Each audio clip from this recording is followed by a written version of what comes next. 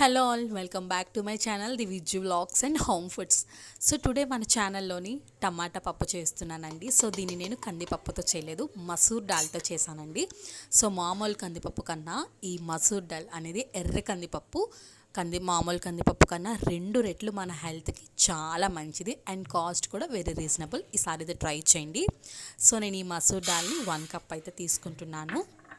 So ఇది మనకి maximum అన్ని షాప్స్లో కూడా దొరుకుతుంది అండ్ దొరకలేని వాళ్ళు ఎవరైనా ఉంటే కనుక డీమార్ట్స్ ఇలాంటి వాటిలో కూడా అవైలబుల్గా ఉంటుంది. సో దీన్ని వాష్ చేసేసుకొని ఇందులోకి ఇంగ్రీడియంట్స్ యాడ్ చేసుకుందాం. ఏ కప్పుతో అయితే పప్పు తీసుకున్నానో సో దాంతోనే 1 cup onions and 1 cup tomatoes.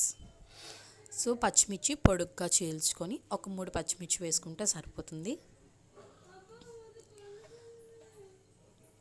ఇందులోకి 1.5 స్పూన్ కారం అయితే యాడ్ చేస్తున్నాను.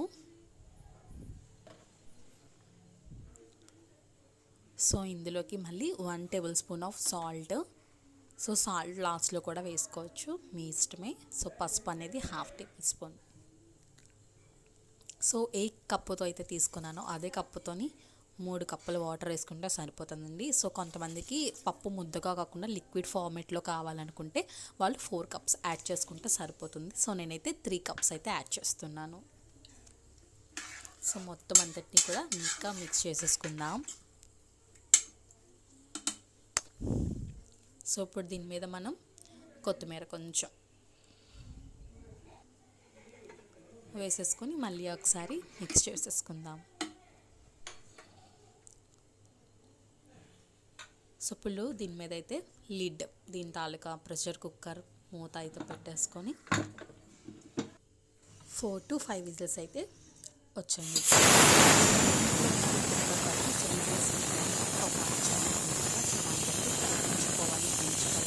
ఒకసారి ఆలోచించండి.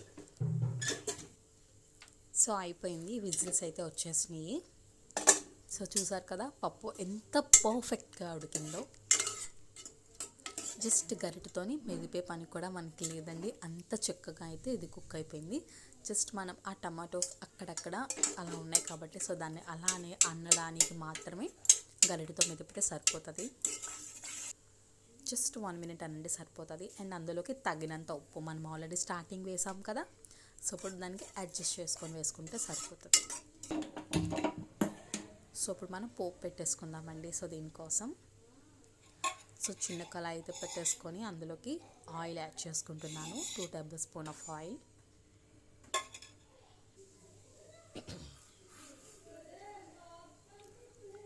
సో ఆయిల్ కొంచెం హీట్ అయిన తర్వాత 1 టేబుల్ స్పూన్ ఆవాలు కొంచెం చిటపటలాడాలి. సో అవి చిటపటలాడిన తర్వాత అందులోకి 1 టేబుల్ స్పూన్ జీలకర్ర. సో రెండింటిని మంచిగా ఫ్రై చేసుకున్నాం. సో జీలకర్ర కొంచెం ఫ్రై అయిపోయిన తర్వాత వెల్లుల్లి రెప్పలు 6 నుంచి 7 వెల్లుల్లి వేస్తే టేస్ట్ చాలా బాగుంటుందండి. దాన్ని క్రష్ చేసి వేసుకుంటే ఇంకా బాగుంటుంది. సో వెల్లుల్లి మనకి మంచిగా ఫ్రై అయితే మంచి ఫ్లేవర్ అనేది మనకి పప్పులోకి యాడ్ అవుతుంది. సో ఇప్పుడు అందులోకి ఎండుమిర్చి 3 ఎండుమిర్చిని తుంచుకొని వేసుకుందాం. చూసారా చక్కగా ఫ్రై అయిపోయాయో. సో నా దగ్గర కరివేపాకు లేదు కాబట్టి నేను యాడ్ చేయట్లేదు, మీ దగ్గర ఉంటే ఖచ్చితంగా యాడ్ చేసుకోండి.